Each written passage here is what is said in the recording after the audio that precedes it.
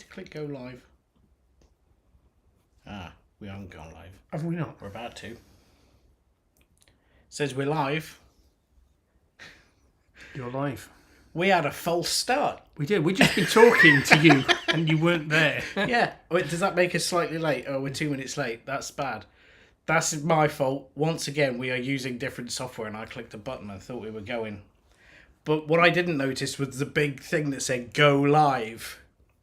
Anyway, we're here. You've only been working on it for 2 weeks to make it all work properly. It's getting better though, Jim, innit? We got lighting this time now. Tell us if you can hear us all right, guys. Hopefully I can. That's what we need to know. I feel like... Sorry to not fuck with your shot. I think that's better. Is that better? I just don't want your ball bag in shot, that's all. You probably should have done that zip up.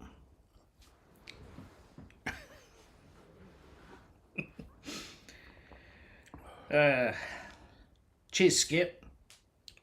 Says we're looking good. Okay, wicked. Excellent. So this is it. Totally unscripted. No script. No idea what we're doing. We're just going to talk shit for an hour, basically. What would we normally be doing Sunday evening? We'd be in the pub right now doing this. Doing this. Basically. But without that bit. Talking about Shit. how we want to win the lottery and our lives are shit and all that's like pretty much the conversation everybody has, I think. Yeah, the only difference is we've got lots of secret friends now, haven't we? It's pretty cool. We've got 18 viewers right now. I'd be quite interested to hear from everybody. 18's quite manageable, isn't it? So we can get everybody on this chat. Yeah, so I think the most of these people have come from the Superbike Surgery channel, right? Are they expecting bike talk, Well, Jim? Possibly. So I think we should probably explain a little bit about what the hell is going on here and why is it not on the Superbike Surgery channel. So our thinking, we're often doing non-bike related stuff that we think is interesting. I mean, we're both fucking narcissistic, so it's probably not, but we're doing stuff that we think's interesting. You know, we do some ham radio stuff, we do some RC modelling stuff, I've got a motorhome, Ben's got a caravan. I did it right. Whatever. You know, there's stuff going on that isn't really a great fit for the Superbike Surgery channel. Like, I've just bought an absolutely mental electric skateboard, which deserves videos because it's insanity. There are videos. There are videos, they're just not live yet. No. We've got this off-road electric skateboard, which is just mental.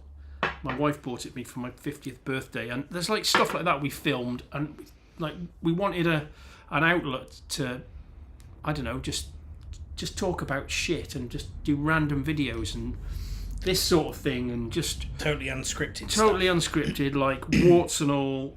So that's what this Two Blokes Talking thing is about. It's just sort of the sister channel to the Superbike Surgery. There's going to be bike stuff, clearly, because I'm all about motorbikes, and I know some of you guys that are probably watching now are patrons, and you know, because this is technically episode 3, isn't it? Technically, it's episode 3. So there's some. If you really want some, you have to go to the live bit of the channel, though. Yeah, you do. You can't just go to videos. If you go, there's a button that says live, and even though it's not live, all the pre-live stuff that we've done is under the live banner. There's a tab for shorts as well, isn't there? Not that there's any shorts. We haven't done any shorts, but there is one. Yes. Yeah. So if you want to look at the we did an episode sitting at my bar at home. Yep. We tried that in 360. We were thinking our USP is going to be, we wanted to, every week we had this idea that it would be 360, so you can just look around and see the environment. We tried that from the pub, and that was a fucking. Is that on the channel? No, that was such a disaster. We deleted it. Maybe. Yeah, I don't even want to talk about it. Yeah, we tried one from the pub. We had one that's on this channel, on the Two Blokes Talking channel. If you want to go back, and it's like 2 hours long, isn't it? Just Which one? The one that sat at my bar. Yeah, at home. Yeah, an hour and 20, I think, right. Something like that. It's there, and then that's in 2 parts though, because we messy ended up. Okay, and then we were away a couple of weeks ago. We were in your awning of your caravan, dogging in the caravan. Yeah. So there are a couple. If you really want to go and see that, like this is technically episode 1, isn't it? We were just trying to iron out creases and Well, it's technically it's episode 3. Oh, you know what I mean. So we're in Ben's garage, believe it or not. This is his what do you call it? This is... Oh, am I in your wank station? No, this... I'm in my wank station right now. I was kind enough not to put you in that seat. You won't be able to get up if you're sat in there. You clean it. Oh, there's a little table there, little fucking tissues on it. Don't touch those tissues. We did wonder on the TV behind Jim there. I did say earlier what we should do is just have some really hardcore pornography playing on that, just in the corner, just to see if anyone would notice. See if anyone would notice. I don't know. It feels like a YouTube strike. Yeah, we weren't brave enough to do that. Not just yet, anyway. So it's really, you know, we might be slightly narcissistic, but it's about the questions and the comments and stuff. The whole point is, you know, it needs to be an interaction, doesn't it? Yes. You don't want to listen to us just talk. It's not going to work unless we get you lot chipping in and helping. Involved. Yeah, and motorbike stuff. You know, obviously my skill set is very narrow because you know me from the Superbike Surgery. So if you want to talk motorbikes, 100%. But you know, we just talk about anything, isn't it? That's the idea. It is anything is on limits. And it's not going to be. This channel isn't just going to be this. You know, we want to. This is just the sort of intro to it. We want to do. I'm keen to interview some people. Yeah. So we've got Mike. And the mechanics. Shit, sorry, Mike. I'm sure you're Mike. So some of my patrons of Superbike Surgery are also jobbing motorbike mechanics. So I'm keen to get those guys on, and if they've got YouTube channels, sort of promote their channels and just, you know. I don't want to interview a celebrity. I think normal people have got more interesting stuff to say. So we're going to have a few interviews. That's the idea. We're having normal people on it. Yeah. You never said we had to interact with normal people. So... Oh, no. No, I'm not up for that, Jim. Yeah, so normal people. Just, interviews with normal people. Talk about their lives, what they do for a living, that sort of stuff. Have either of us? Sorry to interrupt you, but it was waffly. Jim. Was it? Sorry. Yeah. Everyone likes the waffle though. I keep telling him, stop apologising for the waffle. People like the waffle, but he keeps doing it. It's very annoying. If anything, you should be apologising for the waffle. No, I should, but I have that internal fucking fight in my head. It's like, Jim, you're doing your own fucking head in here talking. Yeah. Why would anybody want to listen to you? But you're not ramble on about. But you're not rambling on for your benefit. You know it. That's why it's coming out of your mouth. It's for them, not for you. Yeah, no, I do. Don't be so selfish. Honestly, if people would see the outtakes, honestly, God, me talking to myself in my workshop, swearing at myself, having a fucking paddy, just fucking hell. Because I know hours of. I've got to edit. I've got to watch this shit back and edit it. Yeah, that's what upsets me. Yeah, there's 4 or 5. Shouldn't have fired your cameraman then. No, whatever. You were too busy to fucking do it. There's 4 or 5 filmed videos that would be edited half an hour long. I fucking hate editing. So there is a question in the chat, and a very sensible one, I might add. Well done, Nick. And the question is, have either of you got a project coming up that you'd like to tell us about? Ooh. It's an interesting one. Okay. I've got a lot of stuff that I want to do in my workshop by the end of the year.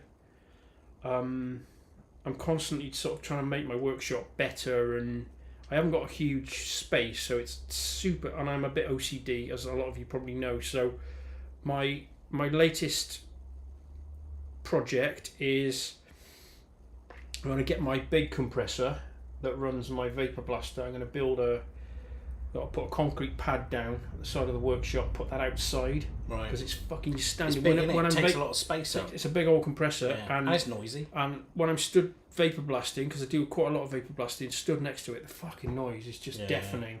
So I want to get that outside. And I also need to do a lot of rewiring, so the feed into my workshop is not big enough. Because I keep adding on the lathe and the compressor. Actually, there's 2 compressors in there. I've got a little compressor running my I've got a separate little blasting cabinet that I use for. I've got to remember to look at the fucking camera. I never do this. I've got a separate little blasting cabinet that I use for Cerakote. So with Ali oxide in for blasting. So I've often got a lot of stuff, and I've got the oven for Cerakote going in. I've overloaded the fucking wiring. Occasionally it trips out, so I've got a load of rewiring to do. Yeah, it trips out. Yeah. Are you just off on one spare? I'm on a no. Fuck, it's not that bad. I think it's a It's a 16 amp supply. It's a 16 amp breaker, and it's not enough. It's Right. fucking nowhere near. How much does that bloody compressor pull? When the compressor starts, well, the compressor actually no, I've got the compressor wired in through off the ring main going to the bedroom, because Right. our bedroom backs onto the workshop. Anyway, it's a long fucking story, but when the big compressor starts, the lights in the workshop dim. So to answer your question, yeah, projects. I need to move the compressor out. I've got a 10mm cable and another. I've already installed the consumer unit next to the other consumer unit in the house with a 10mm cable coming out. So I've got a lot of wiring to do. Get my compressor outside. Andy says, wouldn't it just be cheaper to put you outside and leave the compressor out? Yes, probably. Yeah. It's a good And idea. then Just need an umbrella or something. And then the latest Keep the rain toy, off. some of you might have seen one on my YouTube shorts. So the latest toy is, I've got 2 new toys because I'm a bit of a fucking car help myself with gadgets. So I've got a new laser engraver. I've had a laser engraver for a while, but I've got a Laser Pecker 4. If any of you've seen that, and if you go to my YouTube shorts on the Superbike Surgery channel, I'm laser engraving an injector. Did you see that? No.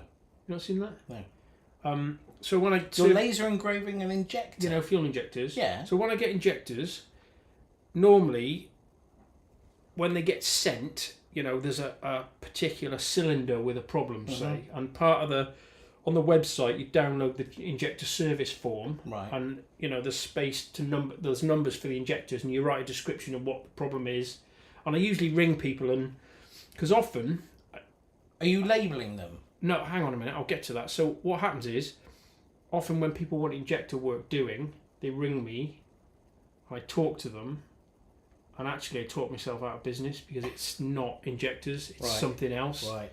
So that's sort of part of the service that you offer, like from a diagnostic point of view. I don't want to sound like I'm blowing smoke up my own arse, but You're going to You- anyway. you know, people not blame injectors, but it's a bit like, oh, it's the CDI, mate, or it's the engine computer, because it's this thing they don't really understand, Yeah. and it's hard. It's without the right equipment, it's hard to test an injector, you know, to see how the fuel's atomizing and stuff. So people think, oh, I'll get my injectors done, I'll rule that out. Yeah. Do you know what I mean? But actually, if you have a conversation, then it turns out to not be that. Right. Where was I going with that? Yeah, so Laser engraving. so when people send injectors, you know, they've got a single cylinder misfire or something.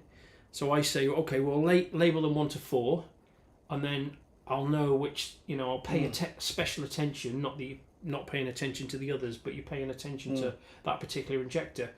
And, you know, up to this point, and I've been doing injectors for fucking 15 years or whatever, you just write on it with a Sharpie, you know, you number them.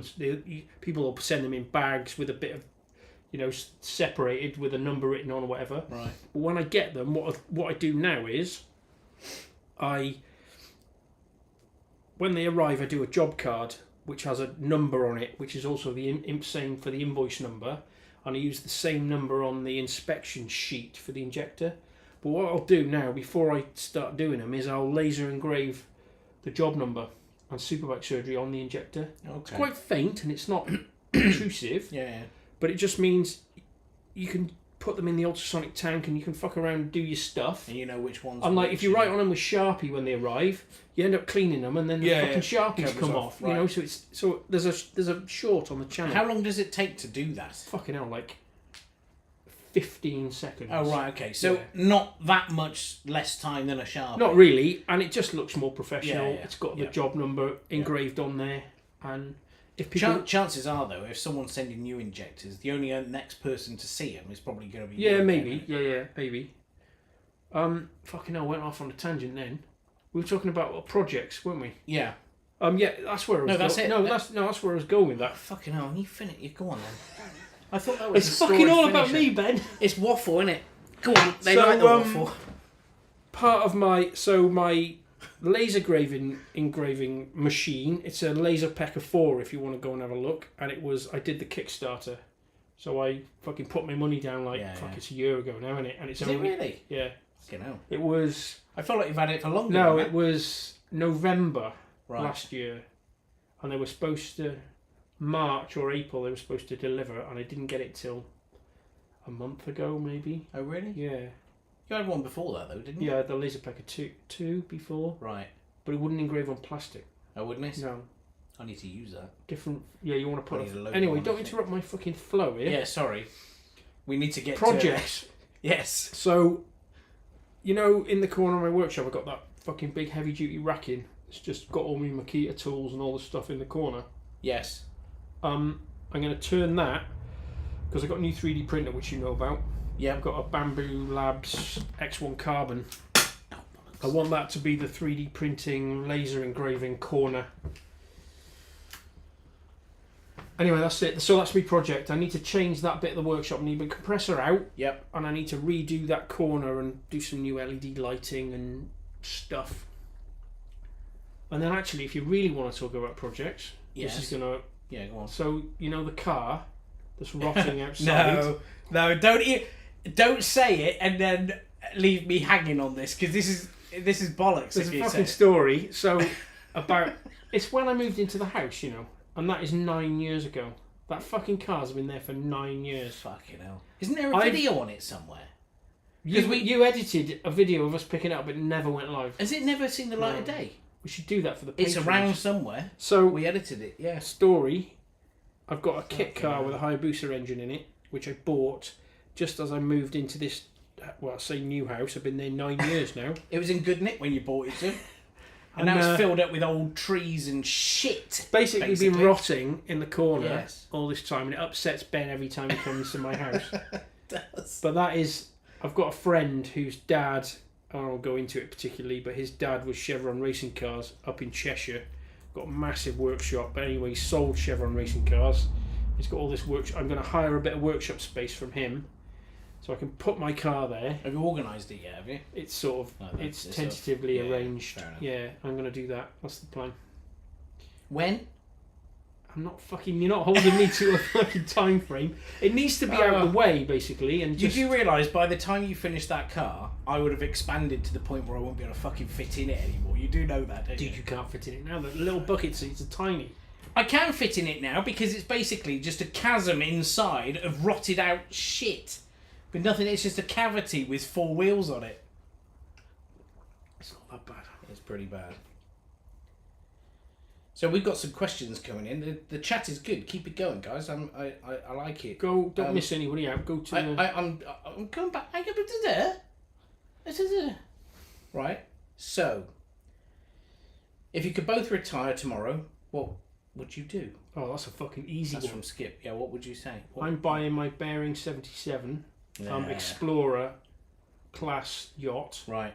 All right. He didn't say that we're loaded. Oh, He just said if fuck. you retired tomorrow. Yeah, but Maybe we answer that twice then. If you had all the money if you won the lottery and retired tomorrow, I just noticed something. yeah, There's a fucking. yeah. Has it ever been?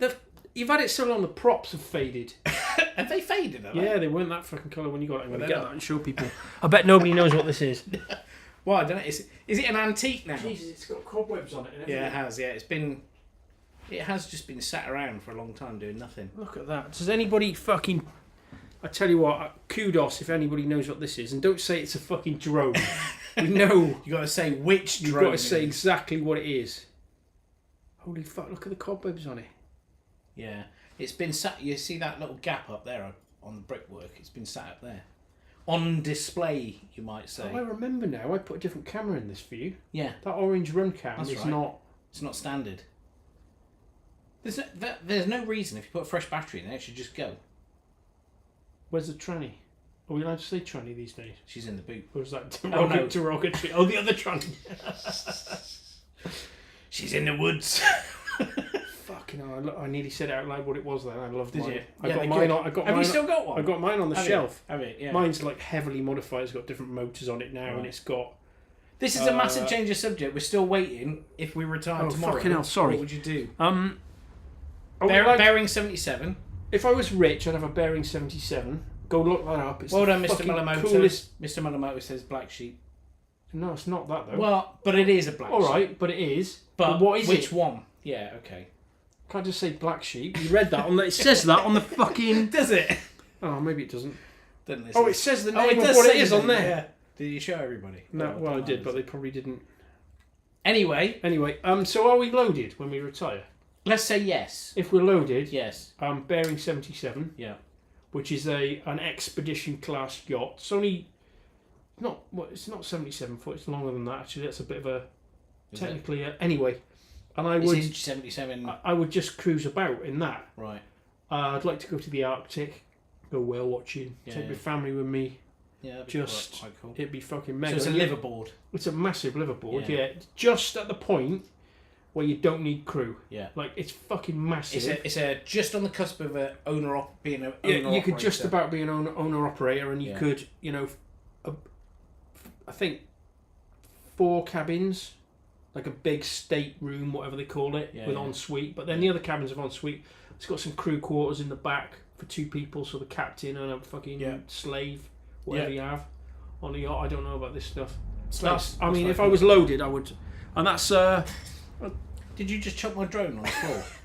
last time I saw that drone, you were flying it and you crashed it, so you can fuck right off. Yeah, but I didn't break it. You can't it's not a crash if you drop it. All right, it's carpet for fuck's sake. It's fine.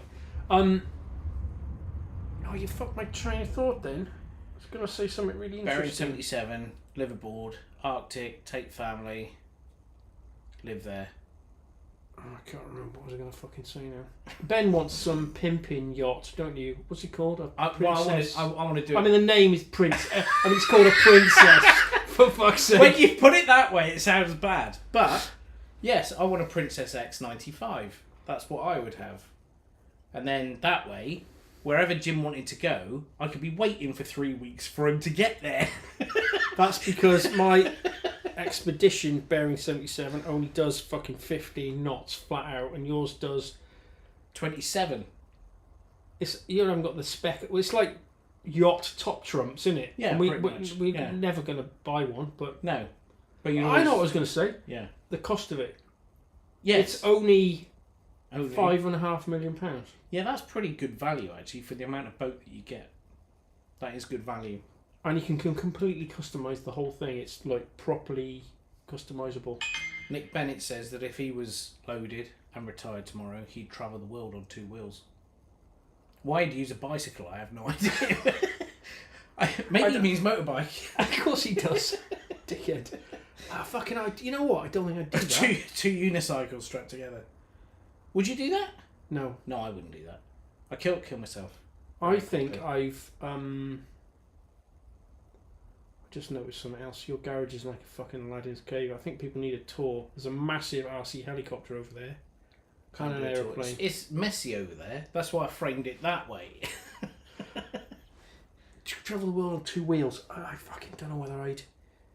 I feel like I'm not bored of motorbikes. Sorry, interrupted you, but That's I'm going to alright. do it anyway. Yeah. I'm not bored of motorbikes, but I really feel like I've done my motorbiking. I get.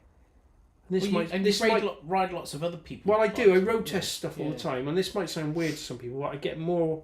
Even now, after 30 years of doing it, I get more. 30 plus years of doing it, I get more enjoyment working on them Yeah. and fixing them than I do actually riding them, which is maybe a bit weird. But that's what made you perfect to buddy up with me with the model flying. Yeah, and that's exactly right. So people that don't know, so we've known each other a long time, but Ben taught me to fly an RC aeroplane, and we were a good match because he liked to fly and I liked to build them. I hate to So we I used hate to- to build them. He used to crash them, and I used to fucking beaver away Yeah. building them It was and good. fucking around with the They electronics crashed and quite stuff. a lot too. Yeah. So that's sort of not how we became that heli mates, needs but to be. I need to put that back in the air. There's no reason why that shouldn't fly. turn the camera. Well, I'll grab it and I'll show you what I'm talking about. Since we've seen the drone, Was it? It's a line something, isn't it? A T-Rex. T-Rex. T-Rex 600. Fucking hell, it's bigger than I remember. Is it? Said the Can you, bishop can, to the. can you remember what sound it makes when it's going? It's terrifying. It's probably terrifying. You can get the ropers out. You can. Fucking hell, takes up the whole You know, fucking it does, shot. doesn't it? Yeah, you can't fucking. Anyway, it weighs a lot. Actually, it weighs a lot more than I remember. It was weighed. was it? It's been rebuilt, isn't it? After that. Oh. Yeah, it's been rebuilt. It just needs setting up again. There's still fuel in the tank, look. Yeah, well, treacle in the fucking tank. I don't know. I can sell you a carb rebuild if you want. And you get some of your magic carb juice on it. Oh man, that laptop with a tail. Anyway, that's another. Even the toy that needs sorted the out. anodizing looks like it's fading. Oh no! Don't say that. And there's an electric one, isn't there? A 500. Yeah, What's I've got that? the. No, it's a 550. It's a Flybarless 550. I've got. Yeah, that was more scary to watch. Oh, that one. Yeah, it was actually. You know, I know the last time you flew that. Yes, I know. I know you did. It was at on my stag do, It was. which Hello. is fucking 9 years ago. Is it? Yes. Fucking hell. Do you really? Yeah. I And thought you stoved it into the ground. I was showing off, You were. and then it all went horribly wrong. And there's a massive, what is that? An extra something? What No, is that's it? an S-back. Yeah, but it looks like an extra. It looks like an a extra stunt 300. aeroplane. Yeah. I need to get that up. Your garage is more interesting than mine. Not for motorbike people, it isn't. There's not a Alright. single motorbike in here.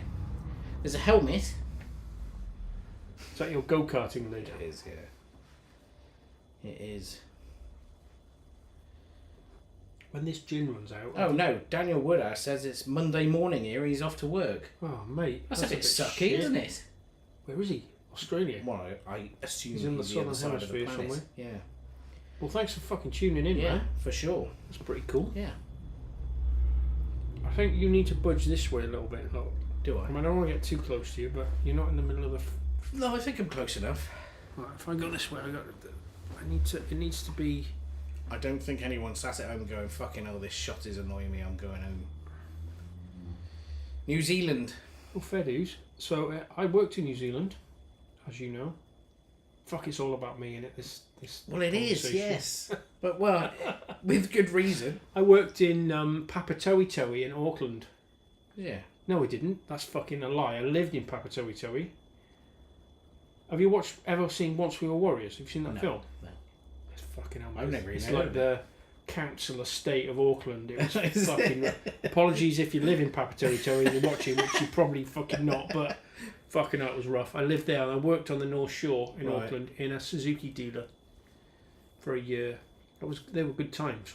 I love New Zealand. And then I spent 2 months, 8 weeks, maybe 10 weeks, maybe in a camper van doing the South Island. It was fucking awesome. Nice. In what year was that? Cheers, Daniel. Is he gone, is he? He's not Alright. going to work. Poor fucker. Yeah. What else we got here? Let's not be abusing the fact that people are commenting here. So, can you tell us about the Yamaha 1200 Super? Is it a 10-ear? Tenery, yeah. 10-ear, okay. Never Okay. heard of it. It says it had a mysterious problem. I thought it was a snapped Oh. crank. Is he talking about a video? Well, I guess, unless he's stalking you. So there is a fucking. I'm just trying to think now. There's a. Okay, we need more information. There is a YouTube video ages ago. Is this? More information, Brandy. Does Well, this work? This telly. So Yeah. How do I see my videos? Well, you're on it. No, I don't want to. Oh, for fuck's sake! Turn it down.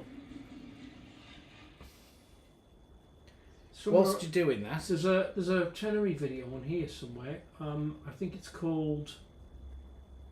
It basically was a Tenery that had no compression. I'm just trying to think. Maybe he's talking about that. right? Was it a broken crank? No, it wasn't. No. What was it? I don't know. We never got to the bottom of it Oh, why not? because the guy was a tight ass and he didn't want me to go back and. Well, he's here tonight. How do I stop your fucking telly from working? I don't know. You should stop. Anyway, pressing buttons. blast through these questions. If people are kind enough to actually comment. Yes. Well, a lot of it is a chat amongst I just themselves. turned Which it is off very now. nice. Oh, for fuck's sake, Jim! How have you done that? No, it's loading.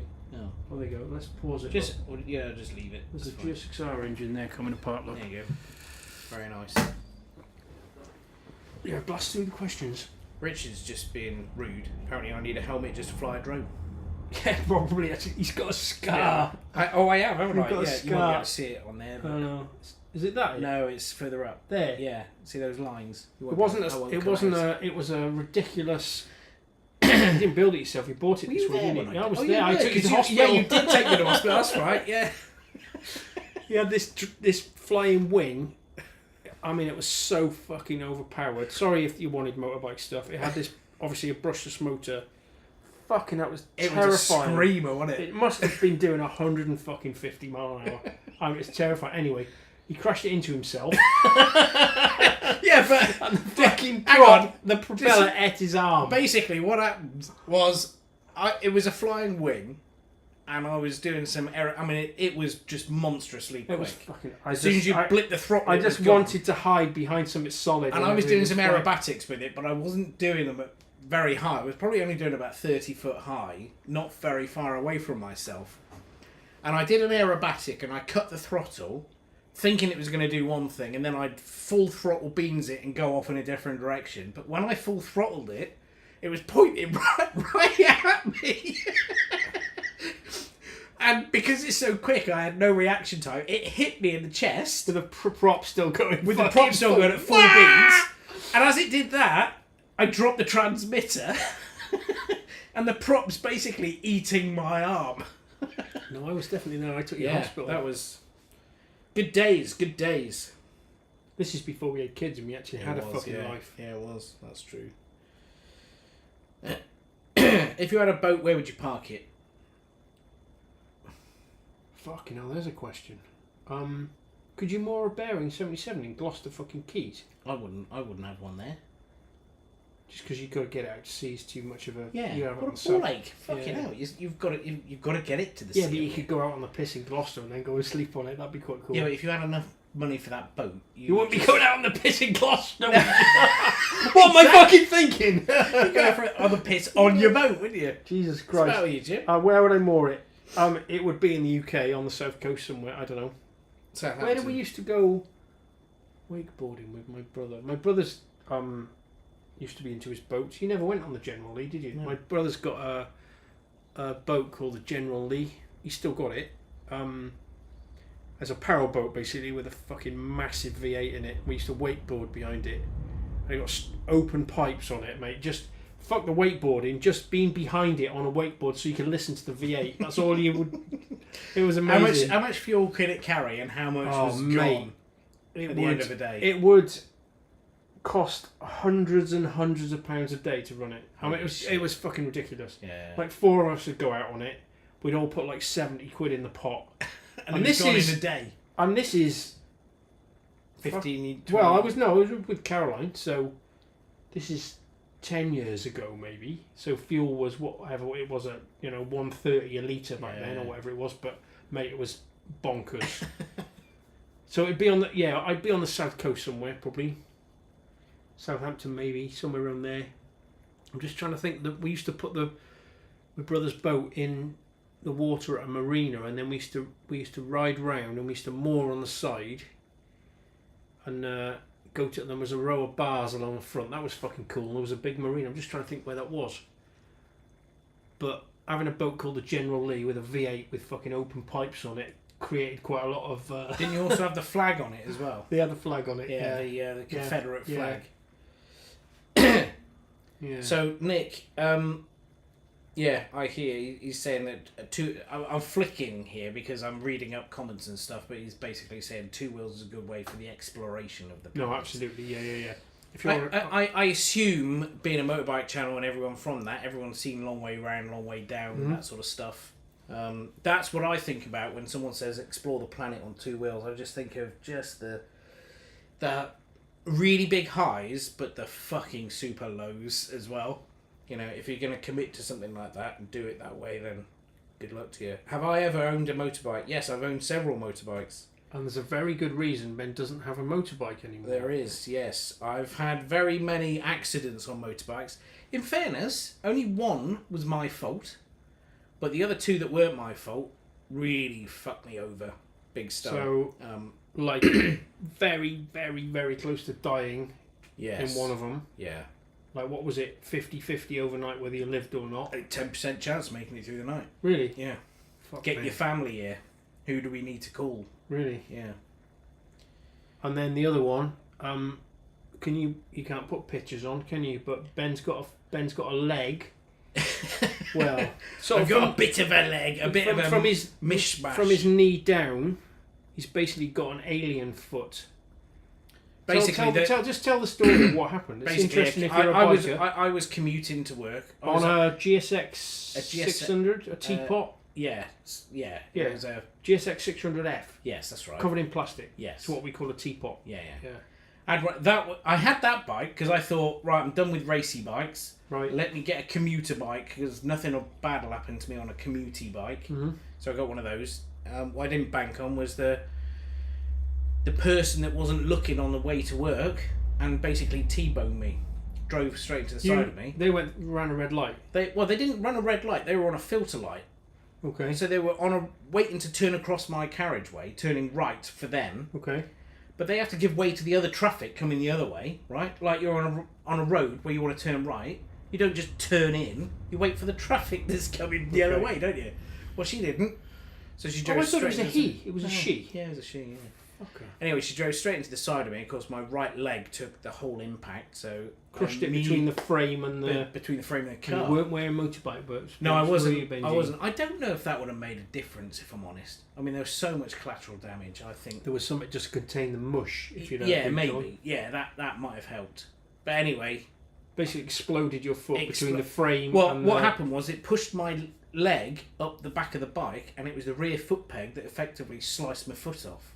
Right. As it was going. But I didn't know that. This was my third major accident at this point. So I was almost comfortable with it. I remember, even in my mind, and I still remember now, you know how people say you get time compression when you have a traumatic experience and time slows down and blah, blah, blah. I remember the car hitting me. I remember feeling the pop where my femur broke in my leg. Oh. So I knew immediately that I damaged my femur. So that was the thing that I was worried about. What I knew as the accident was happening, I remember thinking, wherever you stop, don't try and stand up, because the last thing you want is that bone to come through. Yeah, yeah. So I just remember thinking, when you come to stop. So did just she stop. hit you at speed? No, she can't have been doing any more than 15 mile an hour. Do you just go over the top then, did you? Well, I remember we've never really had this conversation about the... As it happened, and she drove into the side of me, I had so many thoughts all at once. The first one was, I've broken my femur. I know that's happened, so don't stand up when you stop. When this accident comes to a stop, don't stand up. The second thing was, try and roll onto the bonnet, because I don't want to go under the car. I don't want her to go over the bike and then over me as well. So make sure you roll onto the bonnet and then roll off the side of the bonnet. You were thinking this in the remember in the having all moment. Of these thoughts. Jesus. And then as I'm rolling on the floor, I remember thinking, try and roll so that your bad leg is not underneath the other one. You were actually... Yeah, I remember having all these thoughts, and it kind of happened. I mean, like half a second's worth of time, I suppose it must have been. Anyway, I remember having all that. Anyway, came to a stop, and a couple of things that I do remember. The first one is, I remember calling, as soon as I heard people come around me, because I had a helmet on, and I just was still, because I thought, I'd just be still, you don't know what damage you've done. I wasn't in particular pain, I must say. It's adrenaline though, yeah, I wasn't in particular pain. Anyway, I asked for somebody to call me an ambulance. There's a joke in there, but we won't go there. Anyway, the ambulance was called, and at the same time, the woman that hit me was just in hysterics. And I remember everyone that was sort of asking if I was all right, they fucked off to make sure she was all right. Really? Oh, it's all right. They're there. Well, like, fuck her. He's not dead. He'll be all right. Exactly. Fucking leg hanging off. Anyway, that happened, and then a few minutes goes past. Of course, I'm on a busy intersection at like 8:30 a.m. So it's rush hour. Right. Everyone, and I've just we've caused chaos now because everyone's come to a standstill everywhere. The next thing I hear is a load of shouting. And of course, I can't really move to find out what's going on. But I hear all this shouting, then I hear tyre squeals. Some good Samaritan that stopped to fucking help me left his keys in the car, and some fucker nicked it. No. Yeah, they pinched his car because he'd left the keys in there, and yeah, they fucked off with it. Motherfuckers. And even to this day, I have no idea if he got it back. I've no way of being able to follow it up and find out. God, the world's full of cunts, isn't Yeah, it? yeah. Do we get... I like to say the C word? Well, you just did. I It's think warranted, though. Anyway, Yeah, so yes, he's ridden motorbikes. yeah, I had a few motorbikes. Yeah, started I'm off really thinking- with an R6, and then I had my favourite bike was my Ninja. I fucking ZX6R. ZX6R. I absolutely loved that bike. That was like a late 90s ZX6, yeah? It wasn't it? a 636, No, was no, it? no. It was a 600. Yeah. It was a lovely bike. The R6 I always felt like it wanted to kill me, and I had to respect it. Whereas the Ninja felt like it always wanted to look after me. Right. Anyway, So, so Ben- yes, I've done bikes, and now And there's I'm a not allowed really anymore. awesome, well, maybe save it for another day, there's a really awesome poo story. Because Ben was in hospital for a very long time, and he was addicted to morphine, I was, yeah. very constipated. Well, we'll do that story. That's it. another That's day. it. That's for a different day. But yeah, To be more drunk. Yeah. Right. So what else we got here? See, it's not all about me. No. Well, it's still motorbike related, I suppose, isn't it? I think everyone's just fucked off now. Got. We have actually lost viewers in that story. Well, they don't want to hear from you. No, they don't. Well, on that note, then, lost the plot. Evening. He wants to know. Just wanted to ask about fuel injectors. Have you had any that you can't clean? For example, any that leak all the time. I've got one that we ended up replacing with new. Yes. So, from a sort of percentage point of view, maybe less than 5% of the time. So, the issue you have with them, or you probably already know this, sounds like you probably have the means of testing them yourselves, but the atomization is wonky because of they suffer with the same fate. Well, two things happen with injectors. They get varnish contamination, which is what you get with a carburetor, where fuel, there's a varnish build up internally and on the pintle head, which atomizes the fuel. And you also get a thing with injectors called heat soak. So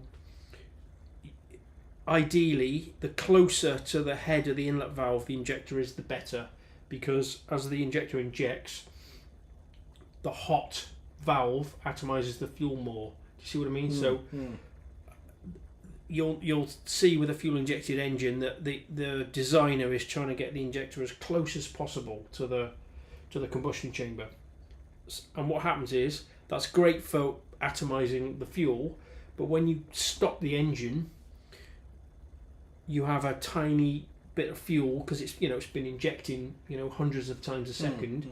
You get a bead of fuel or some fuel on the end of the injector, on the pintle head, and of course there's fucking a lot of heat, and that evaporates the fuel and bakes the fuel onto it's called heat soak. Right. So that bakes the fuel onto the end of the injector, and that build up of residue on the end of the injector can affect the way it atomizes the fuel and the direction. Not all injectors are made equal, so that sounds like a problem that just gets worse and worse and over worse. time. So Yeah. fucking that's a rabbit hole I don't want to go down. But there are lots of different spray patterns with injectors, depending on the design of the cylinder head and the way it's been ported. And yes, so to answer the question, 95% of the time. Now, hang on, how do I answer the question better? The way injectors fail are they fail electrically because there's an electrical winding internally.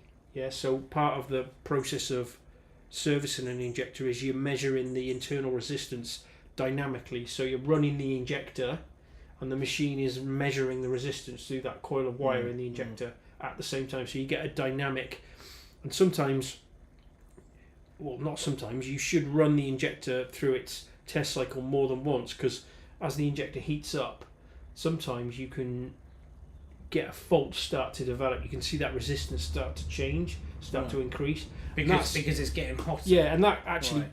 that is a segue back to what I was saying about earlier on. If you were watching earlier about the injectors are numbered, and if you've got a particular issue with a cylinder, let's say you've got a misfire on a particular cylinder, I'll run that injector. I'll have it in the machine, and I'll press, and it's doing its dynamic resistance test. I'll leave it in the machine. And every time I walk past the fucking machine, I'll press go again. Right. And I'll really fucking load the, and I'll put it on like 10,000 RPM. I'll just keep fucking running it. If it tests all right initially, and I'll just keep working the injector to see if that resistance changes over time as the injector heats up. So 95% of the time you can fix them because it's just fuel. They're fairly robust because they need to be, because they're in a horrible environment. The way they work, and how many billions of times an injector fires in its life, God only knows. So they're pretty robust, and most of the time, it's a block filter basket which is removable, and it's just varnish contamination from either heat soak or just and you can get rid of that. You just clean them ultrasonically. So I don't even know whether you know this, but you've never seen one being cleaned. So you're running the injector while it's in the ultrasonic cleaning fluid, and just what's the right way of describing it? So the reciprocal motion of the pimple in the injector draws the ultrasonic fluid up inside the injector. Yeah. And of course, the way ultrasonics work is it's cleaning out internally, and you've got the filter basket in the injector removed. So all the you can see it come out at the top of the injector as like an emulsified white schmoo coming out of the injector. Right. And you just keep running it in the, it's been run till it runs clean. And it just do it till it runs clean. Yeah. Yeah, and then when you retest it, because you do a before and after, and on the report sheet you do, the amount of the cc's it will inject. Right. There's a if you don't know, go on the channel, and there's a how. Give him a minute, Marky. He's just.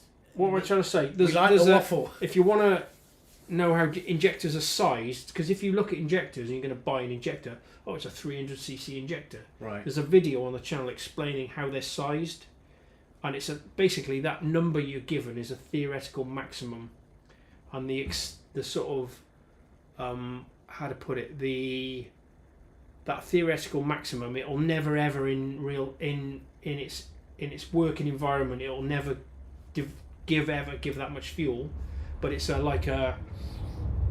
it's not normally they're measured at 3 bar at 100% duty cycle, so 3 bar of pressure, 100% open all the time. Anyway, there's a whole video about that on the channel. Right. Go watch it if you want to know about injectors. Okay. Can the same thing happen to a car injector? Same fucking thing. It's all the same. Well, no, because we're talking about how would you describe it? Like indirect injection. Right. So we're talking about injecting fuel into the inlet manifold. Modern cars use direct injection, which is directly injecting fuel into the combustion chamber. Different thing. We haven't had that. That technology doesn't apply to motorbikes. Right. Okay. That's interesting. But that's a whole other subject. And I'm not I know because I'm interested in this stuff. I sort of I watch videos and try and understand it, but I'm not an expert on that. Which injector manufacturer has got the best track record for quality? Fucking hell, they're all. I don't know the answer. That's a really good question. Do you think that, like, certainly with a lot of car brands, for example, they share a lot of components? Oh, fucking hell. And the same's got to be true in the motorbike so motorbikes, industry, the injectors, so like Ducati, Moto Guzzi, Aprilia. I'm just trying to think now. So they're Bosch, Weber. Who are the big brands? So Cayenne, who you know from carburetors, Cayenne. The three brands you see if you're servicing motorbike injectors all the time: Cayenne, most of the Jap manufacturers, not exclusively, but more than 70% use Cayenne injectors. Right. And not just one particular type of injector. There's a whole load of injectors. Range. And there's Weber injectors and Bosch injectors. Those are the three that I see the most: Weber, Bosch, and Cayenne. Yeah.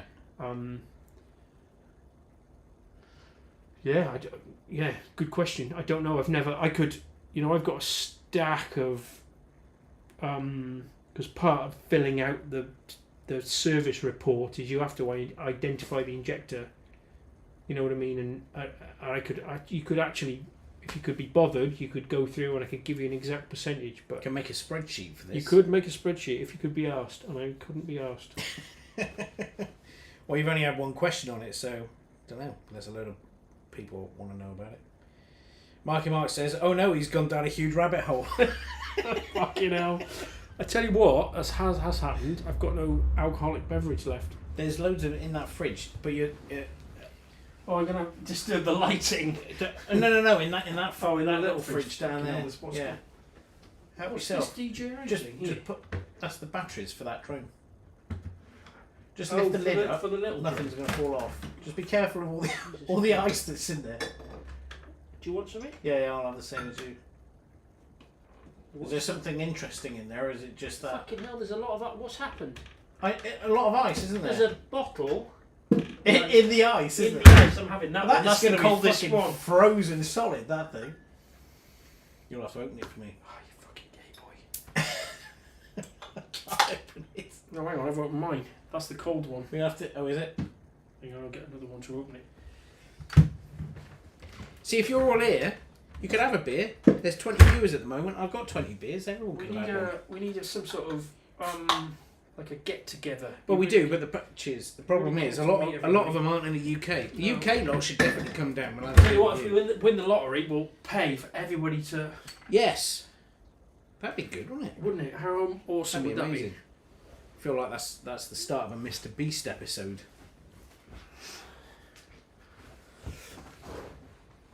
Yeah, Mr. Malamoto is saying just let him waffle. How much for injector cleaning, please? be? £25 per injector.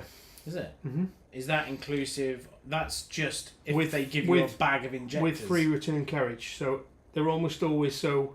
Actually, tomorrow, I've got a set of injectors from a late-ish model R6. Actually, there's 8 injectors in that because there's a set, effectively like a full throttle set. Right.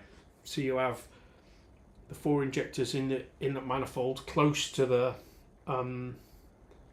inlet valves, Mm-hmm. and then, I mean, you may or may not know this, I don't know, but when you get a internal combustion engine really fucking high revving, excuse me, you can almost fucking put as much fuel in as you want. I mean, that's an over exaggeration, but so they have a full throttle set, Right. and they're mapped, they're controlled by the engine ECU. So when you get into wide open throttle situations, absolutely on song, the other set of injectors come in, and they're usually So do they both fire at the same time? yeah. Do they? So they're Right, I don't want to go into that. They're mapped in different ways, right. but There's a trade off at some yeah, point. yeah, is it? exactly. Sometimes the lower set throttle back, Right. and then the other set are Is that because they're too close?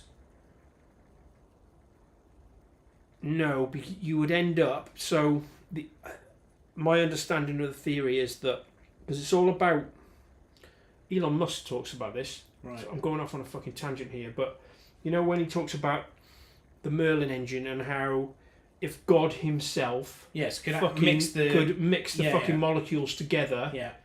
Get a Yeah. one-on-one yeah, atomization. they're 99% Yeah.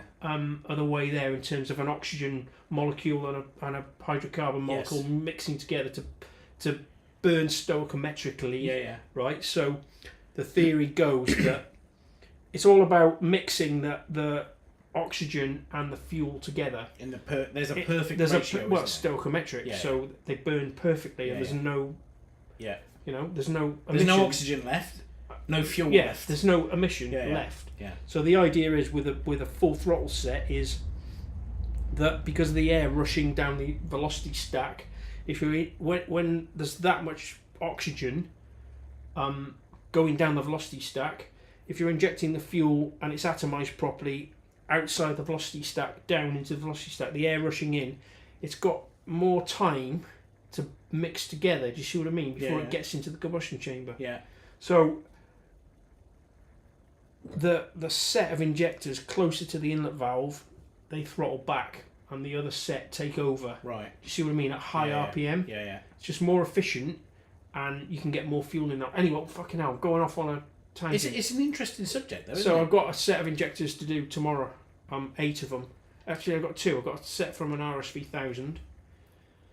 So I've got 10 injectors to do tomorrow. Who's sending you these injectors? Are they hobbyists that are just taking it out there? But I mean, yeah. I mean, there's some trade. Right. So some shops send them because the kit to do them properly is quite expensive, and people don't want to invest the money in the kit. Yeah. So it's some trade stuff, but it's mainly just fucking people that most people fix it. Not So most people. Do you they reckon fix Mr. their own- Melamoto is asking because he's thinking, well, I could do it for £40. What was the a fucking set. question? He wants to know how much it was. Yeah, it's 20. It used to be £15. They used to be £15 each when I started. Right. I started doing them. I bought the machine in 2005, 2006. Right. Same machine, fucking brilliant thing, as new machine. And it's now 20. They're £25 each to do, and for your £25 you get all the seals replaced. You get a new filter basket. They get ultrasonically cleaned. You get an inspection report. And So they're as good as new. theoretically, because they don't really wear out. Yeah. Obviously there's moving parts in an injector, but yeah, they're and you can. Part of the sort of process of doing them is identifying what they are and knowing how much fuel they should deliver. Yeah. And so you've got something to measure them against. Right. Do you see what I mean? Yeah. You know what a perfect. You know what? should And you just perform like. from experience, okay, I've got. When you've done enough of them over 15 years, you know something's off straight away. Do you know what I mean? It's just. And part of that £25 is you're paying for experience, aren't you? You're paying to send them to somebody that fucking knows what they're doing. What's the guy that fixed that fucking? It's probably a folk tale, but if it sends a good story. And the guy that fixed the big ship engine with a hammer. Do you remember this? What the fuck are you talking about? I'm gonna get some of this wrapped around my ass, but basically, there's this one particular engine, and it went wrong on a ship. Right. Right. So they called an engineer out. Right. And he came around and he inspected it for an hour. He got a fucking hammer out of his toolbox and he whacked it. I know, Yeah, but what I'm saying, this is the proverbial tale of it, isn't it? This is the and then proverbial tale he sent the about invoice. Experience, yeah. He sent the invoice and it was for £10,000. Yeah. And they're like, we're not fucking paying that. You just hit it with a hammer. We want a fucking breakdown of your costs. So he sent a breakdown of his 20 years of trying different size hammers. No, it was hitting an engine with a hammer $5, and then knowing where to hit it. And what size hammer to fucking. Exactly. I've wrapped that around my ass, but that's basically what you're saying, isn't it? It's a. I've got a story slightly related to that. Is it better than mine? Well, maybe, and I hope the fucking cunt is watching. To be honest with you, sorry to curse. Oh really? I've been working on my own as superbike surgery for I think you know this. You'll know this story when I start telling it. So I've been on my own since 2002. So as superbike surgery, I've been way longer than that. But and I can count on one hand the number of people that have not paid or done a runner or done something dodgy. But this one fucking guy, right? It was a Z750, right? He rang me. He said, I've got a misfire. Don't know what's wrong with it. Just won't tick over properly. Something's wrong. And luckily, I've got an app on my phone. It records all the, records the conversation. And I said to him, this is a few years ago now. I said, yeah, I can come out and fix it for you, no problem, or at least tell you what's wrong with it. It'll cost you. My minimum charge back then was $79.50. That was an hour's labour on the call out. Yeah. So it's quite a few years ago that. I went out. I spent, I don't know, maybe 40 minutes. Got it warm, got it to misfire, got me oscilloscope out, got me picoscope out, hooked my laptop up. Put an inductive clamp on the HT lead, I was just having a bit of a look. It's like, right, it's definitely that cylinder. Because it wouldn't do it as much when it was cold, so all the header pipes were hot. Anyway, so I was like, yeah, it's cylinder number 3. Definitely a secondary misfire, so a secondary ignition type thing. Took the plug out, plug was fouled. Put a plug in. Anyway, quizzed him a little bit. Turns out he'd washed it. Right. Got everything wet. Shorted out one of the HT leads. Of course, once the plug had fouled, you're on the fucking slippery slope Right. to it never running properly on the cylinder. Anyway, so I Right. put a plug in it. It was fucking fine. Did some more tests. Said to it, I've put a plug in, but really it wants a set of 4, but I haven't got any. I keep a load of plugs on the van, Yeah. and then some of them I haven't got a full set, but I always keep one for diagnostic purposes. If that makes sense, because you can't carry everything. Although most bikes, 15 different fucking spark plugs would cover 90% of the bikes. Right. But anyway, didn't have a full set, but I had one new one for this bike. Can't remember what it was, CR9E maybe.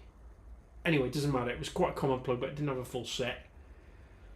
He was like, yeah, that's fucking spot on. He was sound as a pound. And the thing that makes this fucking worse, the guy's a fucking car mechanic, Oh, really? right? So he should know. Anyway, I sent him the invoice, emailed the invoice to him, thought this is going to be fine. He's, it's just a straightforward fucking Yeah. minimum charge diagnostic job. Didn't pay. Messaged him. He was ignoring my messages. Anyway, I rang him, didn't pick up. So I got Caroline's fucking phone and rang him on Caroline's phone and he picked up immediately. I was like, you fucking cunt. He's one of them. Yeah. We all know that guy, Oh, right? yeah. Anyway, I won't bore you with all the details. A lot of to and fro in it. Anyway, I said, why are you not paying me? He said, well, and these were his words. He said, I spoke to my mate down the pub, and there's a point to this. He said, I spoke to my mate down the pub, and my mate down the pub says, $79.50 is quite a lot of money for changing a spark plug. It's like, what the fuck are you talking about, mate? Yeah. You're not paying for me to change a spark plug. Yeah.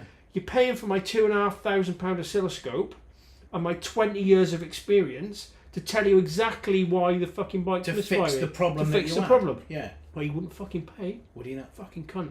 But Anyway, you did take him to court. I took him to didn't court. you? Yeah. I made him fucking pay. Yeah. And it wasn't about the £79.50. He was like, Yeah. you absolute cunt of a human being. Yeah. Anyway, so, Prick. Yeah, just a knob. And Honestly. and he was a car mechanic. Yeah. It's yeah, not but like- wasn't he running his car mechanic business from his own He was driveway? doing he had a big double garage at his house and he had a load of fucking dodgy second-hand cars, Yeah. and he was doing the mechanics for a dodgy second-hand car lot down the road. Yeah. So he wasn't So he's he wasn't dodgy a proper anyway, mechanic, do you know what I He's mean? a- But yeah. you know what I mean, he Dodgy was that prick. guy, and I just thought, fucking hell, if Oh, you had good. He went to court and he fucking well, had to pay. it ended up being double Yeah. by the time. Yeah, and it was good actually. The process of fucking hell, going on, aren't I? But the process of it was all online. You had to sort of submit your. Yeah, I remember Yeah. you doing that. You said basically if you want to take someone to small claims court, there's a really easy it's online really- process. Yeah, and you submit all your evidence. Yeah. And what fucked me off actually was I sent him the voice recording of the initial conversation. Yeah. And I said in that conversation, for £79.50, I'll tell you why it's misfiring. Yeah. It's a fixed fee. It's my minimum. Not I'll fix it for you. No, I'll fix it for you. Yeah. I will tell you why it's misfiring. Yeah. I'll either fix it or I'll tell you why for £79.50 because I'm fucking confident in my ability to use an oscilloscope and fucking, and tell somebody why it's wrong. Do you know what I mean? And that's what it was. Oh, fuck it, did my head in. I can feel I'm getting stressed out just thinking about it. It's like 10 years ago. He had to pay. He had to pay in the end. He had to pay. Yeah, we did Did he pay. have to pay costs? Yeah, he did. It was. So how much did it cost him? It was like 150 quid by the end of it. So he doubled it. Yeah. Why didn't he just pay it? Well, because he's a fucking knob, isn't he? Oh, well, good. We all know that guy, though. Don't be that Yeah, we fucking did. guy. Don't be that guy. I mean, anyway. Anyway, Mr. Malamoto isn't trying to resell your services. He wants his own carbs. He wants his own injectors cleaned. Malamoto's a legend. Yeah. He always gets involved. Send me your fucking injectors and I'll do them for you for nothing. There you go. There you go. Look at that. That was worth coming on for, wasn't it? I will do that. I will do that. He says he's got a bag of 600 injectors at retail. Thank you very much. No, that's 4 injectors. I will fucking do them. He's a patron as well. I will absolutely do them for you. There you go. No, It was definitely worth asking. what wasn't goes around fucking comes around, mate. And you're always involved in this stuff. You can definitely get them done for nothing. it? Look at that. Amazing. Mr. Malamoto says it's weird when you waffle, the chat goes quiet. He means the chat on here. All right. Yeah. Oh, I think they want the waffle, Jim. shut the fuck up, Jim. Oh, just do the waffle and stop complaining about it. Anyway, where are we at? Don't miss anybody out. I feel bad. Like there's people that can be bothered to comment. I think I've got most of it. I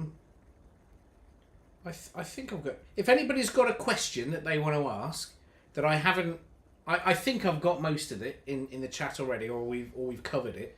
If there's anything else, now is your time. Speak now. I think there's a massive fucking delay. Oh yeah, look. I know. There's me saying, "Speak now." Right, shut the fuck up for a minute. Let's just sit quietly. Well, Wait. you can just waffle for a I'm minute, not Jim, can't you? done. I'm worn out. I rode my push bike here. Yeah, you did. But hang on, whoa, hang on. No. Just because it's got an electric motor, mate. I fucking Push bike with boost function. Yeah, kinda. I've ridden it for fucking ages. It was awesome. Skip wants to know about your racing days. Tell him about your racing days. Oh fucking hell. Okay. So When did you start racing? I started racing. I should. People don't want my CV, but the potted version is started working for the local Honda dealer, sweeping the floor when I was, like the Saturday boy before I left school. Got my apprenticeship with the local Honda dealer in North Wales when I was 16. And I was there for maybe 2 years. I started racing when I was 18 years old. And the class back then that I chose, which was the class that... How did you get into it in the first place? Well, I was working in a motorbike dealership. And so what? They already had a team? No, I was just obsessed with watching, like everybody. Right. That's the days of Mick Doohan and Kevin Schwantz and Wayne Rainey and 500cc two-stroke Grand Prix bikes. I was just fucking obsessed with motorbikes, and I remember thinking, fucking hell, I've got this. It was a big, fucking hell, I don't want to. So it was the second ever Honda dealership in the UK. So history lesson. Wow. So the guy I ended up skipping forward a few years, I ended up working for this guy called Bill Smith, who was a famous, back in the day, go look him up. He was a Works Honda rider. I think he was the very first Works Honda rider before anybody. This is the 60s, I guess, early 60s, before anybody knew what Honda were. They were not Honda car dealers or anything. It was, it was Honda, were a Japanese motorcycle manufacturer that nobody had ever heard. The British brands ruled the roost. Yeah. Anyway, so this guy, young Bill Smith, was a Works Honda rider. He was a world champion, really successful TT rider. One of his mates, Bill Barron, was a scooter dealer, and anyway, said, you want to get one of these Honda franchises? We've just taken on he's the original. Bill Smith was the original Honda dealer. No, Bill Smith. There's two Bills. Bill Smith. Yeah. Right, was the TT rider. Yeah. Okay. I thought you had the second franchise. No, he is the first one. Oh, right, okay. He is, because he was a Works rider. Yeah. He's like, do you want to sell these motorbikes in the UK? And He's like, all right, then we'll do that. We'll try that. Yeah. And then his mate, Bill Barron, Right. okay, was the second dealership. And Bill Barron is the guy that when I was a snotty teenager gave me a fucking chance. Right, and okay. I basically owe everything to him and his son Andy, and won't get into that now. That's maybe for another. Yeah. But they took a punt on me as an apprentice, and I got into the local Honda dealer. Anyway, to answer the question, so I'm in this motorbike shop with all this cool stuff, and this is an amazing workshop. Their workshop was in all the Honda glossy catalogues of what your Honda dealership should look like. Right. They had a fucking rolling road. Did they right, really? in the 1970s. Fucking hell, fair play. And it was fucking like state of the fucking art. They had a big diagnostic machine, which was a what's the fucking make of it? I keep thinking Siri. I can't remember. Anyway, I've got that machine, that original machine from the second ever Honda dealership. I've got it in my workshop in the corner. Are you really? Yeah. Oh, is that what that with the CRT display? Yeah, with the and all CRT. this? Yeah. A fucking oscilloscope, mate. Yes. In the 70s. Right. I've got that machine. So when I was an apprentice, That's what you were using, is it?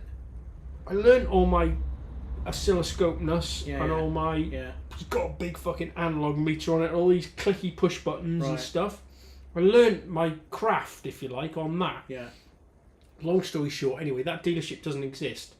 But when they sold up, I bought that.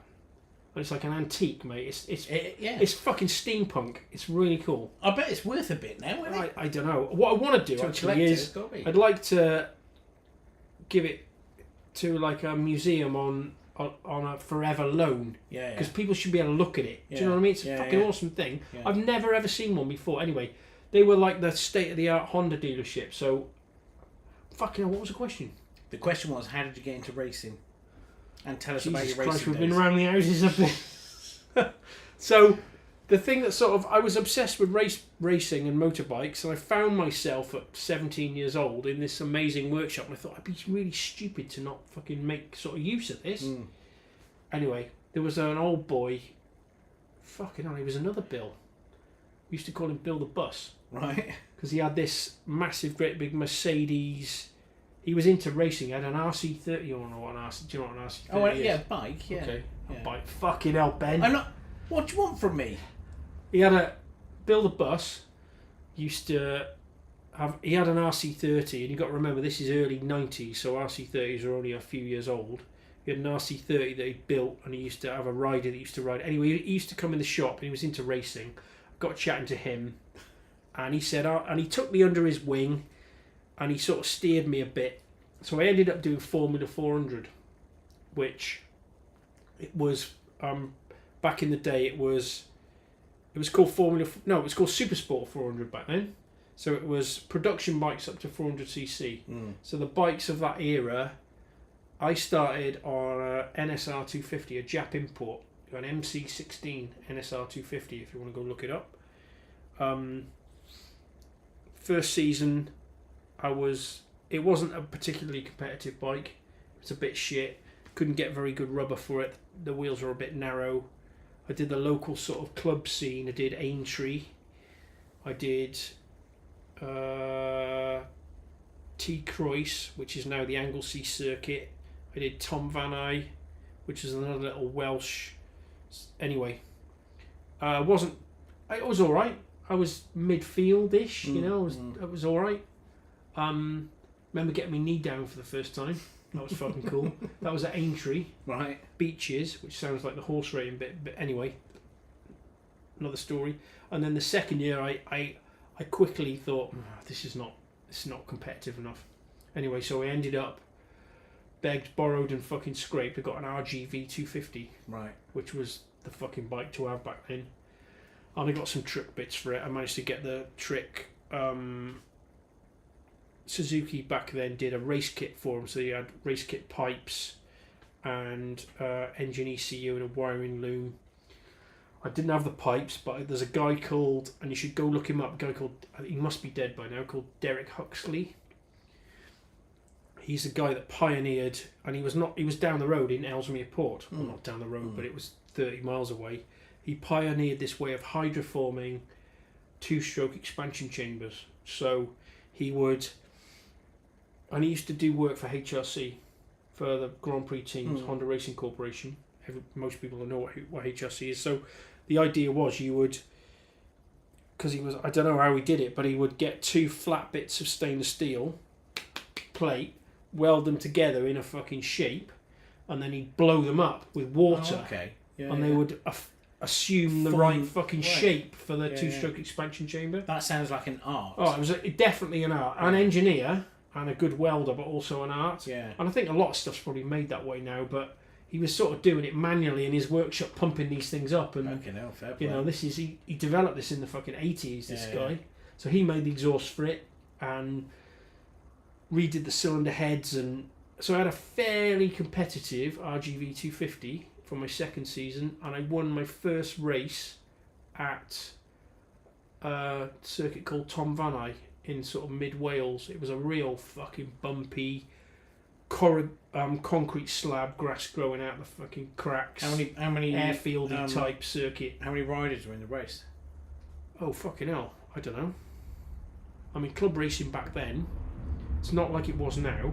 So nobody had fucking tyre warmers or any of that fucking girly shit. Yeah. Everybody's on the grid, like 30 of you on cold fucking tyres. Yeah, it was. How did it feel when you won it? Oh mate, I was.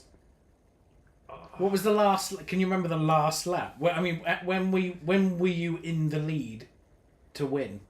I don't really remember. There was a guy who also had an RGV 250. Was the guy to beat called Brian Amos. Right. I remember it because he was always. And I'd been second and third a few times. Yeah, do you know what I mean? Yeah. And he was quicker than me. Right. And like in that race, he had the fastest lap. Because you always had your timesheet, with and then you had whoever had the fastest lap on the bottom. Yeah. And he was Brian Amos was the fucking man to beat, but he got caught up somehow, right, in some stragglers or something had happened. Okay. Yeah. And I got enough of a fucking jump on him. Yeah. Because they were back then club races. They were like a 10-lap dash. It was like a 15-minute fucking race. Is it until your fuel runs on out cold tires? No, it was on. You were on cold tires. Yeah. And you were going fucking hard on lap one, and you were like, "Ew, dead wins." You're fucking sideways on cold tires. Do you know what I mean? It was. Love it. Yeah, I got into racing then, and then that season I had the RGV 250, and then the year after that, the 4-strokes had started in that Formula 400 series that had started to sort of get a bit more competitive. So ZXR 400s, and then the thing to have back then was an FZR 400 RRSP. Mm-hmm. And then Bill Smith, who we were talking about, was the original Honda dealer, who I actually ended up going and working for when I came back from New Zealand. Yeah. He got me a Jap import FZR 400 RRSP for fair dues to him for like no money, because they were mega expensive. Right. Sort of a little bit sponsorship, but not really. He basically sold it to me for cost price. Right. And it had no bodywork on it, and it had been in a because 400cc production racing was big in Japan, and it had been raced in Japan, so it was a bit battered, but it was what I wanted. Serviceable. So it was straight, and it had fucking 2 wheels. Yeah. So through the winter, rebuilt the engine and made it into bought some race bodywork and made it into a proper thing. And then once I got on that, I had still a thing where I had Maxton suspension, which was trick suspension back then. Ron Williams from Maxton made super trick suspension. Yeah. And then I started. I was proper competitive then in the Formula 400. So on that bike, I broke the lap record at Anglesey on that bike, the Formula 400 lap record. Now, didn't they change the track? Yeah, there's somewhere in the back in the mists of time, and it must be written down somewhere. But I got the lap record, the 400, not the lap record, but the Formula 400, the Super Sport 400, because they changed it to Formula 400 a few years after that, but it was called Super Sport 400 back then. So I got the Super Sport 400 lap record at Anglesey, and then they changed the track. So somewhere I'm the lap record holder on a Super Sport 400 bike. That's pretty cool. Yeah. Cool accolade, So I was, and then fucking hell. So I did a really good season on that FZR. No, I did 2 seasons on the FZR 400, and then the championship was the Wirral 100 championship. So it was like, I can't remember what the circuits was. There was Alton Park, there was Anglesey Circuit. There was a few circuits. It was like that up north. That circuit. It's like round here. It's what's the fucking Gloucestershire championship? Anyway, it doesn't matter. Nearly won the championship. I think I was 3rd in the end, but I was right up there in the championship. Yeah. And I thought, fucking, club racing's great, but I want to be a fucking superstar. I want to race proper.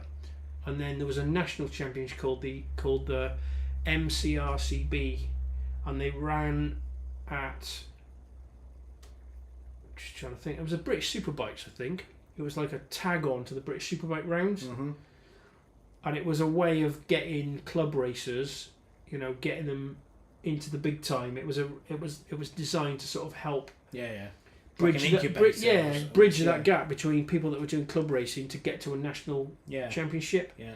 Anyway, so I managed to get a few sponsors and people that said they'd buy the tyres, and somebody was going to pay for the fuel, and I built this. Well, I didn't build the engine. Hobsport Racing in where were they? They were in Yorkshire somewhere. They don't exist anymore, I don't think. Anyway, they built the engine, and first round at Mallory Park. Really good in practice. Everything was going. I don't even know whether you know this fucking story. First round Mallory Park, practice was fucking brilliant. I was pretty quick. But I'm gonna be definitely top.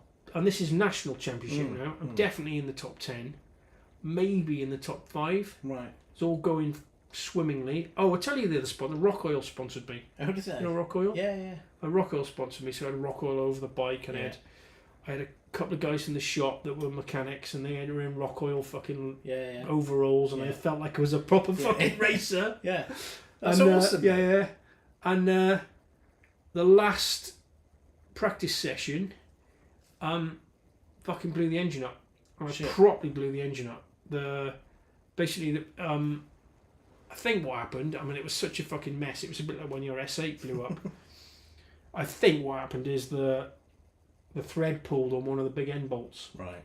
On cylinder number 2, and the fucking carnage, the rod detached from the crankshaft. It just like internally. No, I know what. No, that's not true. That's not what happened. I'm thinking about what happened with your S8. The rod. That's what we thought happened with your S8 engine. Is the big end bolt pulled. The conrod snapped just below the small end. Shit. So then you've got a fucking bit of conrod on the crankshaft going round, punching fucking holes in the crankcase all the way fucking round. And it basically, you could get hold of, if anybody knows what an FZR 400 engine looks like, it's like a FZR 600 or, I don't know, a Phaser 600 engine. It's the same DNA. You could get hold of the fucking generator end of the crankcase and move the crankcase around. It literally chopped the fucking side of the engine off. And whoops. And I was on, fucking hell, mine's gone blank, at Mallory Park. What's the big fucking right-hander called? I don't know what they... Like, anyway, I was going around there, and of course it went fucking bang, all the oil came out. No. And this is before the days where you had to have, now if you've got a race bike, your fairing has got to be able to contain, I forget what the measurements are. Is it really? It's got to be able to contain half your coolant and all your engine oil. I didn't know that. Yeah, I can't remember what the measurements are, but this is before that. Yeah. So it's all over the fucking track. I shit it out all over the track. Yeah. I was full lock fucking sideways. So you came off? No, I didn't come off. Did you not? I was like, fucking hell! But the poor cunt behind me was right on me chuff. He came off and broke his collarbone. Fucking hell. Covered in oil. Covered in oil, maybe. And I remember sitting on the fucking tyre wall. Yeah. When my bike leant against the tyre wall, watching the last few laps of practice, thinking, all the fucking work, and all the money, and all the heartache, and all the fucking pain to get to this point. Yeah. Because the engine's fucking destroyed. I know that even by just a cursory fucking look. Yeah. This is going to cost thousands to put. And you only had one engine. I had one engine. I didn't have a pot to piss in. Right. I had enough budget to buy tyres and fuel for the rest of and that was basically the end of my racing career. Fuck. Yeah, that's it. So if that engine hadn't have given up, who knows, mate? It could. I mean, that feels like a crossroads. Actually, I wasn't good enough to make the big time. I know that. I had to work really hard at it. I used to go to a track called Three Sisters in Wigan and practice in the week, and I was one of those guys that I had to work really fucking hard at it. Yeah. And then some cunt had come along that just had pure talent and was better than me. So I wasn't ever going to make the big time. Right. But I was all right at it. Do you know what I mean? Yeah, but you need those people. Yeah, maybe. Anyway. So long story short, I ended up cobbling it back together I bought another second-hand engine, not a tuned engine. Anyway, I made a good engine myself. And then the rest of that year, I did a few club meetings. I went to Anglesey. And in fact, that's when I got the lap record. Oh, is it? Yeah, that season, See, that Because should... because Did that not spur you on? No, because what happened was, fucking hell, people don't really want to know this, but my dad, who I didn't have a lot to do with when I was growing up, he was living in New Zealand at the time, and he came back to the UK and he came to watch me racing at Anglesey, and it was a Welsh Championship round. That I didn't do all the rounds, so I wasn't a contender for the championship, but it was a Welsh Championship round, and I won the Welsh Championship race at Anglesey on that bike.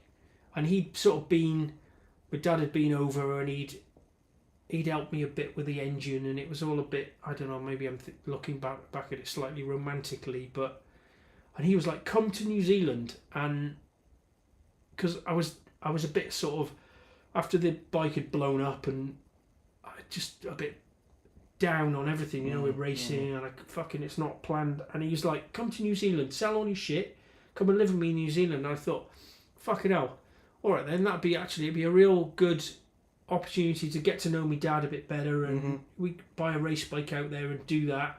So I decided, alright then, and he went home after he'd seen me race at this race, and I thought, alright then, so I sold my race bike, and this is fast forwarding a few months, so I sold my race bike and sold all my gear, and I handed my notice in at work, and it was about a month. I'd handed my notice in, and it was about a month before I was going to leave, and he died of a fucking heart attack. Well, you know this story, of course. Nobody else does. And I was like, fuck, what are we going to do now?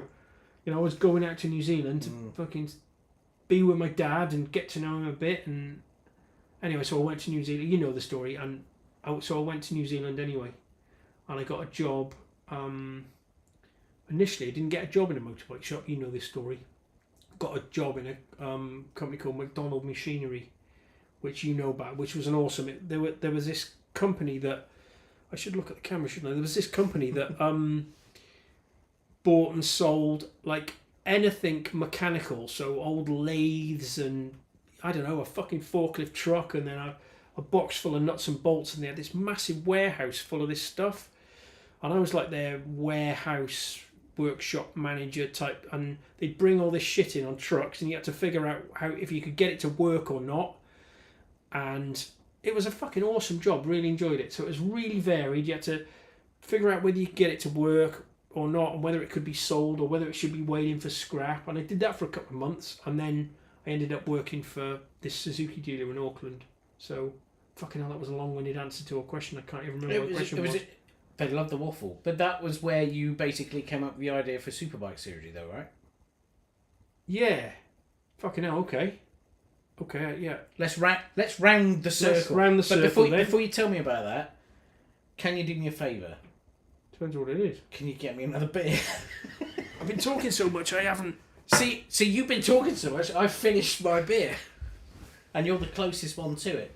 And you can't open beers without a fucking bottle opener. I can't, and I seem to be bottle openerless here. Mr. Malamoto, thank you, is trying not to take your offer of a free service on his... Why not? Yeah, I know, I told him, shush, just take it. So anyway, you're out in New Zealand, and you think, Superbike surgery, what a good idea.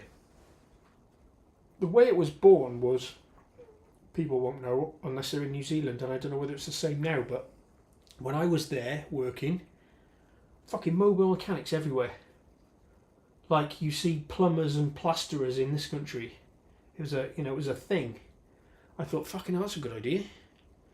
And I can remember the moment I came up with the name for the Superbike surgery. I was sweeping the floor in Gleneden Motorcycles thinking, fucking hell, bingo, that's the name. That sums up sort of my work ethic, and you know what I mean? It's just a good... Yeah.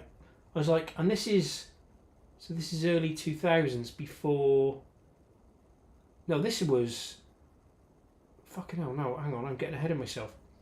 This would have been 1997, this was. So URLs and stuff then hadn't been taken, had they? Yeah, Do you know what I mean? Yeah. Anyway, I won't get into it, but you know, that's why I've got superbikesurgery.co.uk, .com, .net, fucking info, I've got all of them, you know what I mean? That in itself's worth something, isn't it? And then I came back from... So when I came back from New Zealand, just to round the circle, I came back from New Zealand, and Bill Smith, the original Honda dealer, so he'd been, and I missed this bit out. So when I was racing Formula 400, we might have touched on this in another video we did, but so when I was racing Formula 400, he used to, an offshoot of his motorcycle business was Bill Smith Racing. Yeah. So part of that Bill Smith Racing was he used to, because he was a big TT rider in his day, he used to provide race bikes for, like, have a team of riders that would ride at the TT and stuff. And Yeah. I won't go into that now, that's maybe for another episode, because I've been a mechanic for TT riders and stuff, and built bikes for the TT, and that's a whole, we can go into that in another episode maybe. But Bill Smith used to loan me race bikes when I was doing my Formula 400. He used to like, oh Jim, I've got a, because he used to buy and sell them. He's got, oh, I've got a CBR 600 here that's trick as fuck, do you want to do a race on that somewhere? So he used to sort of half sponsor me, and he used to know that because I was completely obsessed and fucking OCD, he'd give me the race bike. And it would come back better. And it would come back better than when he. So he was quite keen to sort of loan me stuff because that cheeky bastard. He'd have it back with new tyres and it's been resprayed and it looks fucking. You know what I mean? So that was a little relationship we had going. So he knew me, and then when I got back, this is to round the circle. So when I got back from New Zealand, he needed a mechanic. Right. And I ended up working for him. Yeah. And we talked about that when we were in the awning in your caravan, didn't we? Yeah. I'm gonna have to have a piss. Have a piss. Can I have a piss up your fence? No, but you could go out there and do it against the hedge. Okay. Don't do it in the garden, you dirty bastard. I got nothing to talk about now, Jim. It's all motorbike chat. I'm going to rely on the good people of this stream. How long have we been going for? Fucking hell, we've really been going for an hour and a half. I think we might have to bring this to an end soon, chaps. Anybody got any last comments or thoughts or questions they want answered? I'm going to be quiet for a minute.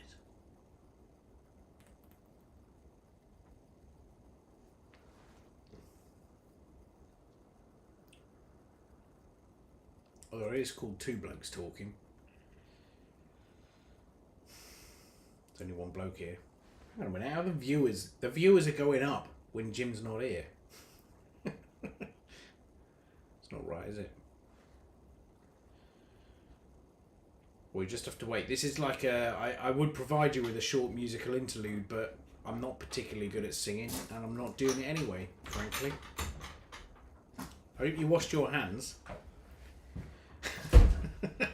God, don't do that. Oh, fuck it. Don't slam it. What's the matter with you? You got. You still didn't shut it. Doesn't matter. Just leave it open. It's warm in here anyway. It's fine. No. Oh, I thought you were going to slam it then. Have you got LED lights under the eaves of your house, or is it the uplights? It's the uplights. Looks all Those are the uplights. Ah, don't fucking. No, I know where you're going with that. Don't do that. Yes. Fuck off. Yeah. No. And how long have they been here? I don't care. They've been here. I moved into this house before you moved into your house, and they've been here that long, and they still work perfectly, Jim. Yeah, whatever. And we've, in fact, on this very podcast, We talked episode about. 1, We talked about. don't we those talk about fucking them? lights? Yeah. You've only got 3 that work out of what, 500 that you got 15. around there or something? 15. 3 of them. What a load of shit. Buy once. How long have we cry been going? I once. think we should fuck this off now, should we? Jim, have you got lights on your push bike?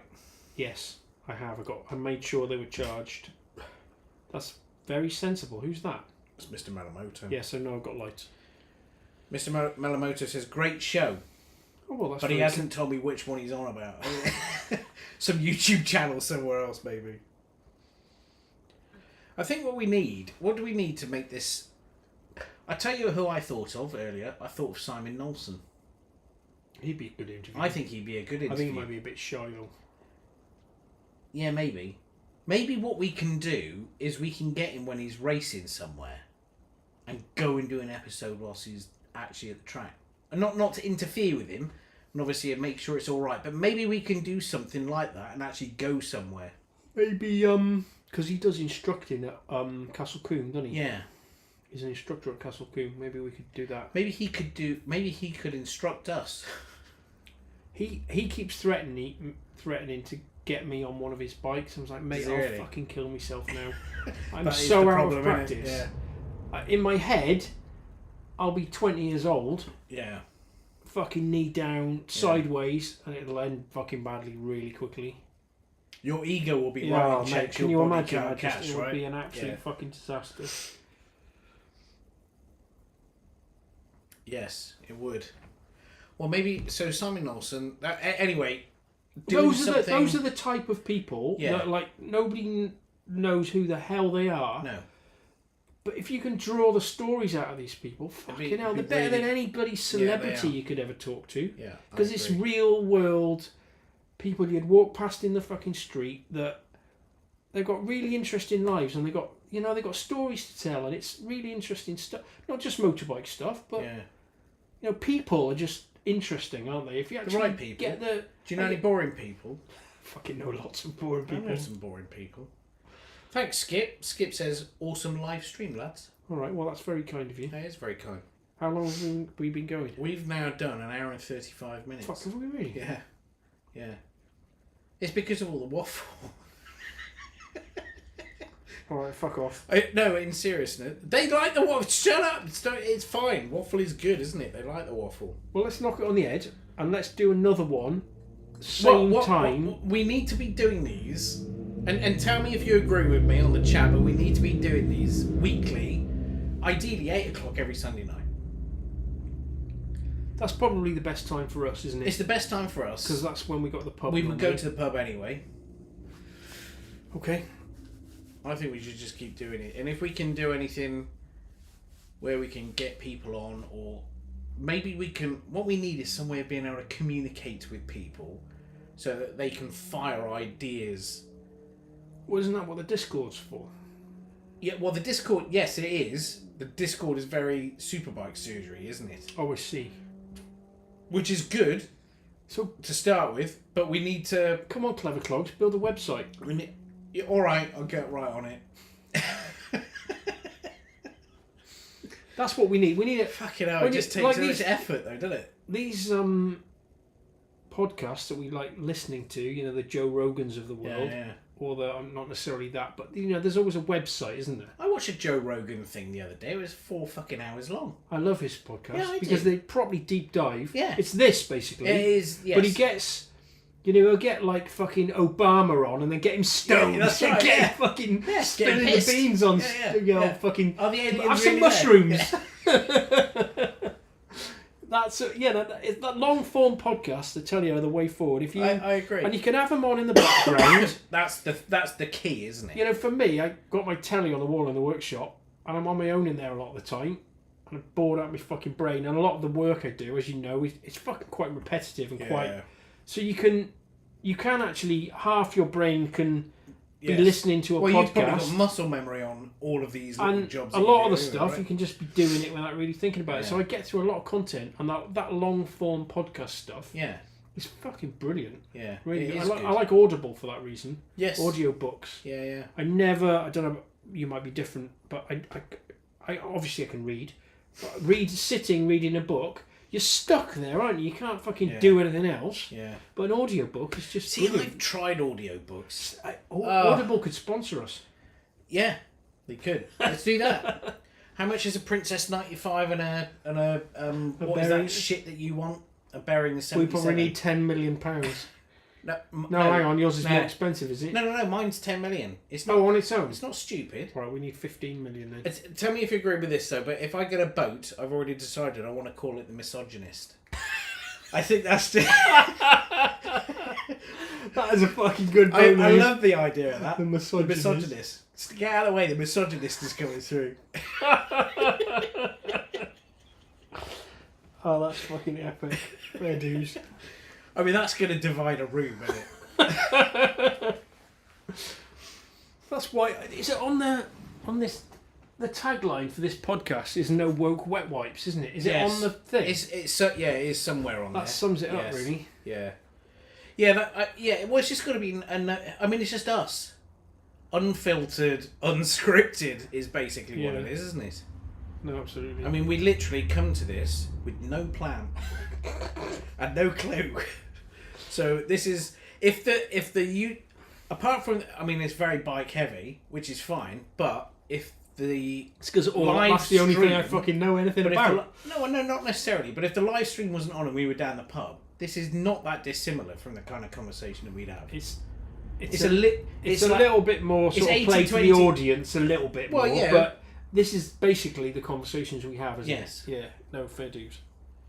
Which is kind of and it's narcissistic, isn't it? We down the pub having these conversations, thinking, fucking hell, we're quite entertaining. Yeah, we but we always we should film this shit. yeah, but we might but we're mates, so we're entertaining to each other. Yeah. That doesn't mean that anyone else gives a fuck, though, does it? No, but our thinking is that this. Yeah, our actually thinking might is that be- everyone else should be entertained, but whether they, I mean, this is where you find out the cold hard truth of the matter, isn't it? But we're the thing is, and one of the reasons why we wanted to do this in the first place and make sure it's live is there is no editing. You get the video, the content is created in real time. Well, Once I turn it off here, we're done. Yeah, I'm there's gonna no. fuck around with special effects and all the rest of it and editing No, and stuff absolutely. like that. That's It's done. the So if people want to watch it, then that's great, and if they don't, we're gonna do it anyway. I'm sorry. I'm like a squirrel. Fucking. What's What? in that big yellow pelly case? I can't discuss it. Did you remember the joke about the jam and jelly earlier? Yeah, but I've got a better version. Oh, go on. The jam and jelly. I think so. You sell your version, and I'll do No, my I'm not version. doing it on the. I'm not doing it on this. Why? I don't know. It feels a bit wrong. I was going to say prostitute instead. Oh, see, I think mine's worse. Mine's darker than yours. You reckon? Yeah, Just say the fucking joke. but prostitute works. They All right. can't demonetize us. We've got like 3 subscribers. Yeah, that's true. All right. Oh, well, I use the prostitute then. What's the difference between jam and jelly? I don't know, Ben. What's the difference between jam and jelly? You can't jelly a prostitute into a suitcase. Maybe, yeah. Insert child. No, hang on. That sounds fucking bad. Jesus Christ. You literally... you just made it 10 times worse. Alright, it's time to fucking go on now. Okay, now. I'm really grateful for people that fucking showed up to listen to this Yeah, me bullshit. too. Honest to God. Me I hope too. it was vaguely entertaining. And thank you. And we're going to do another one next Sunday, the same time. We will. We just got to Probably keep sat in this same place because it's Yeah, fucking maybe. easy. I And can ride my push bike over, have a couple of beers. And the big thing is, I got relatively good internet here, which actually has been the thing that's hurt us It's before, more than fucking relatively good. innit? Yeah. But the point is, that's what's hurt us in the past. Yeah.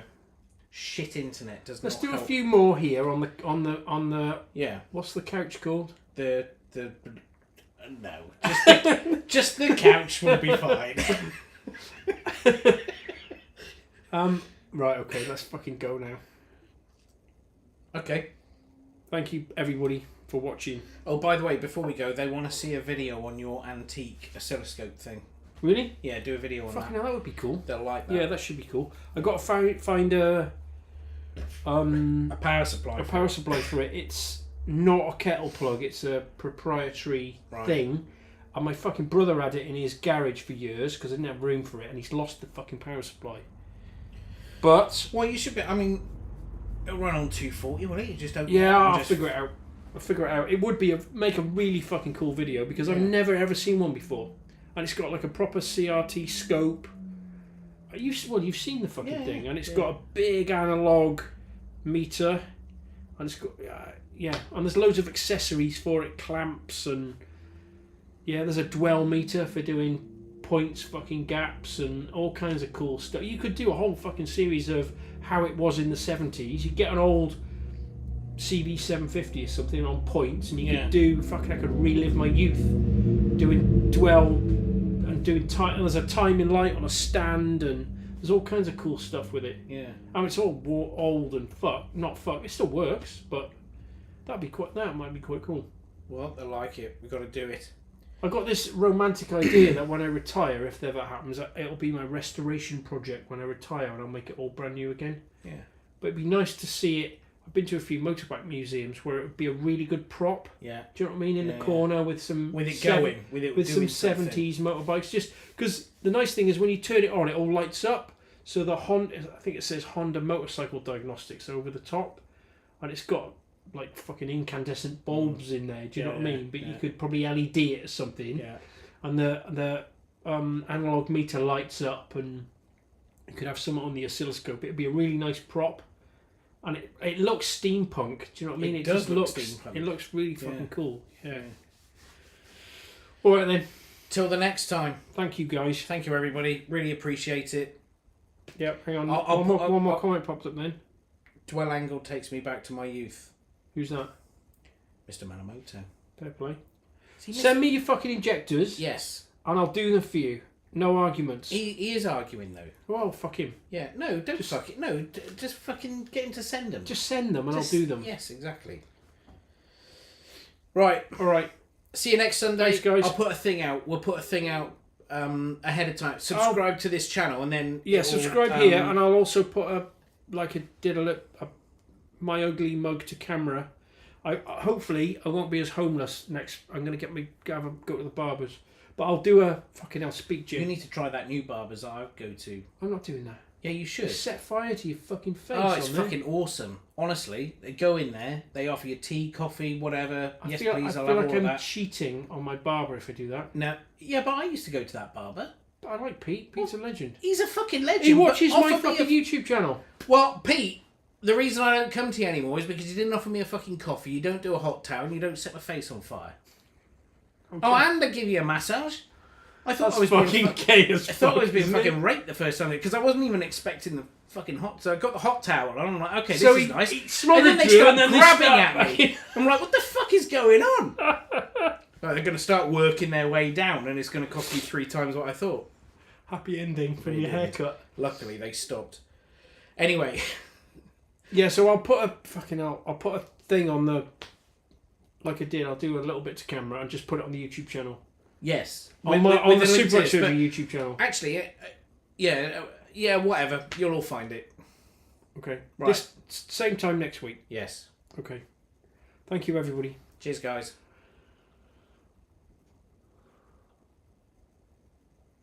Is that it?